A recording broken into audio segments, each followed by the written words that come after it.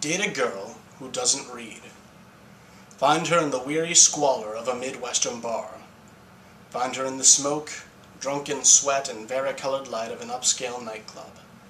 Wherever you find her smiling. Make sure that it lingers when the people that are talking to her look away. Engage her with unsentimental trivialities. Use pickup lines and laugh inwardly. Take her outside when the night overstays its welcome. Ignore the palpable weight of fatigue.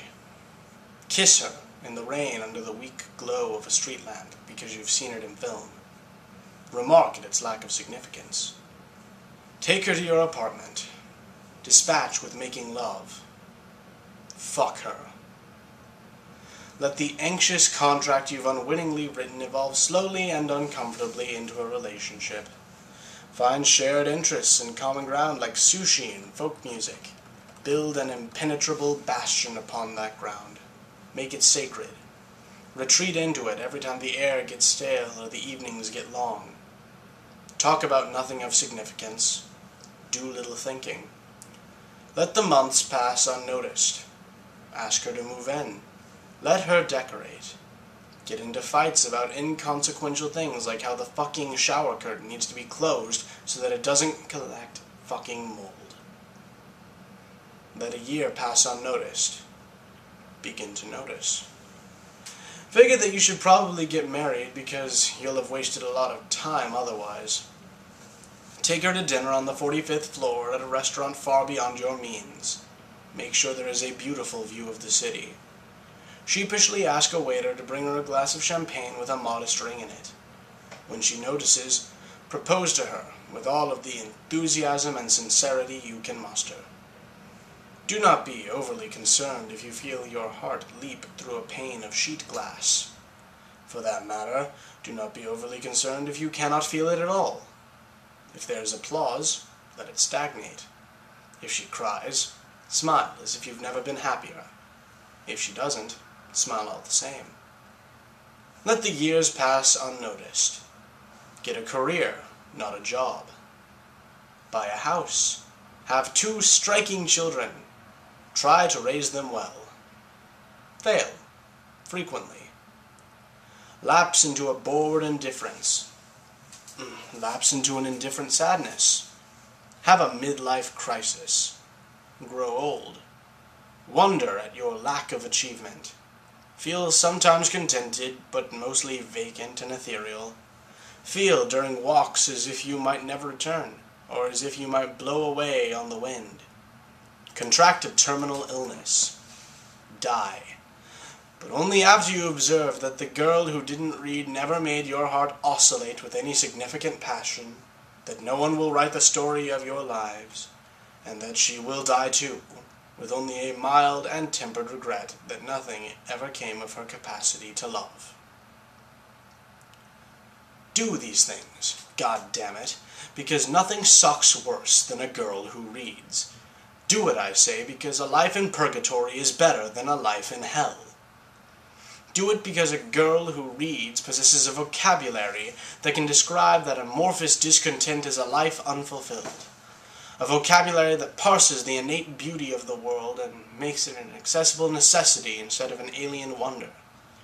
A girl who reads lays claim to a vocabulary that distinguishes between the specious and soulless rhetoric of someone who cannot love her and the inarticulate desperation of someone who loves her too much.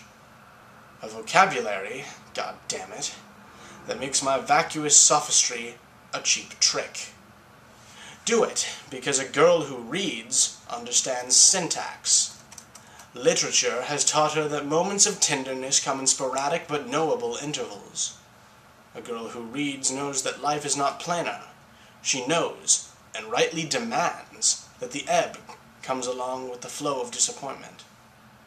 A girl who has read up on her syntax senses the irregular pauses, the hesitation of breath, endemic to a lie.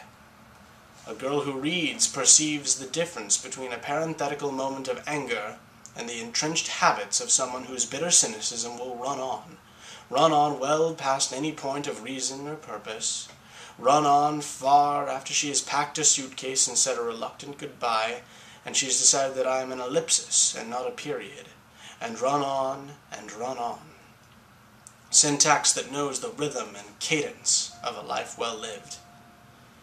Date a girl who doesn't read, because the girl who reads knows the importance of plot. She can trace out the demarcations of a prologue and the sharp ridges of a climax. She feels them in her skin. The girl who reads will be patient with an intermission and expedite a denouement. But of all things, the girl who reads knows the ineluctable significance of an end. She is comfortable with them. She has bid farewell to 1,000 heroes with only a twinge of sadness.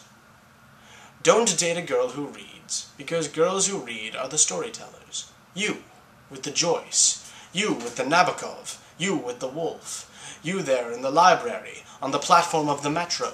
You, in the corner of the cafe. You, in the window of your room. You, who make my life so goddamn difficult. The girl who reads has spun out the account of her life, and it is bursting with meaning.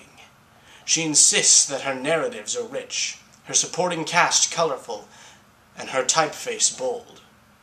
You, the girl who reads, make me want to be everything that I am not. But I am weak, and I will fail you, because you have dreamed, properly, of someone who is better than I am. You will not accept the life that I told of at the beginning of this piece. You will accept nothing less than passion and perfection and a life worthy of being storied. So out with you, girl who reads. Take the next southbound train and take your Hemingway with you.